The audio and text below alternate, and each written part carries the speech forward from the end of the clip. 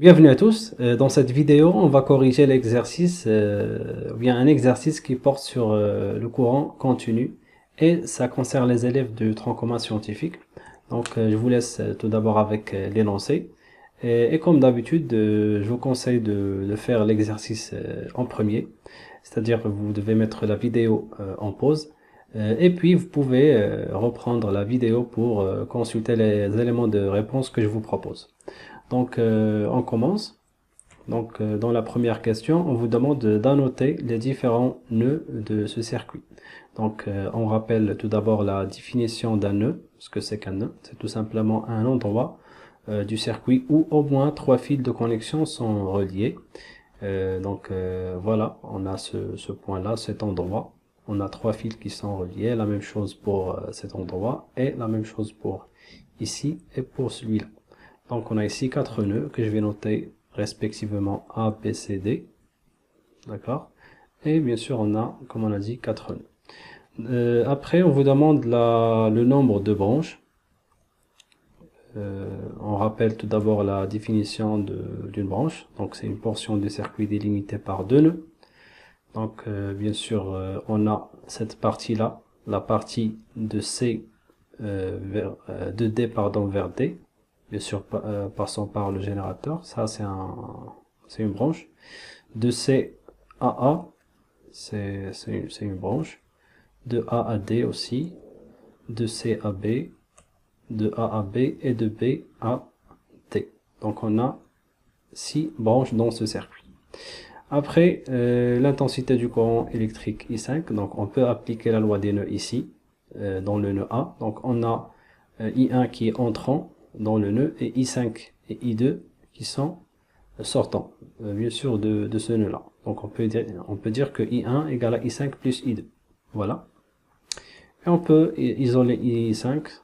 On va voir I1 moins I2. Après, on va faire l'application numérique. On trouve que c'est égal à moins 10 ampères. Donc remarquez bien ici, j'ai converti ça en milliampères, d'accord, pour faciliter le calcul. Donc ici, bien sûr, pour avoir la même unité. Après, on vous demande d'interpréter le signe de I5. Donc remarquez bien ici, on a un signe qui est négatif, donc qui justifie le sens de I. Ça veut dire que le vrai sens de I5, c'est de B vers A. D'accord, le courant circule dans ce sens. C'est bon? Donc toujours le signe moins dans une valeur de tension, ça veut dire, pardon, d'intensité, ça veut dire que le sens est, ou bien le vrai sens, le sens réel est le sens inverse. Voilà, c'est ce qu'on va écrire ici. Donc le signe négatif signifie que le sens réel du courant c'est de B vers A, dans ce sens, le sens inverse de celui indiqué. Après, la valeur affichée par l'ampèremètre. Quelle serait la valeur affichée par l'ampèremètre? Bien sûr, elle va afficher la valeur, la tension, l'intensité dans cette branche-là. D'accord? On rappelle tout d'abord le branchement d'un ampèremètre. Donc, il se branche de façon à ce que cette borne-là, la borne COM, doit être liée à la borne négative, d'accord? Et MA doit être relié à la borne positif. Donc ici, d'après ce schéma-là, donc c'est pas le branchement n'est pas visible, d'accord. Mais dans ce cas, par exemple, dans ce circuit-là, si je branche un ampèremètre, la borne COM sera liée à la borne négative, ainsi. Donc voilà la borne COM, elle est liée à la borne négative, et la borne MA liée à la borne positive. Dans ce cas, le courant, il va circuler de MA, il va entrer en MA et sortir de COM. D'accord? Donc c'est ce qui est écrit ici. Le courant I entre par MA et sort par la borne COM. Donc c'est comme ça, voilà, que l'on sait si un branchement d'un ampèremètre est correct ou non.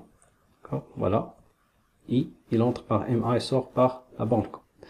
Revenons, donc je vais me débarrasser de ce circuit. Revenons à notre problème. Donc on sait que le sens réel est de B AA, c'est-à-dire le courant traverse l'ampèremètre de MA et sort par la borne COM. D'accord? Donc ce qui est bien indiqué ici. Donc le sens réel de B vers A. Et le courant entre par la borne MA, bien sûr, comme on l'a dit, et sort par COM. Donc l'ampèremètre affichera une valeur positive, en fait. D'accord?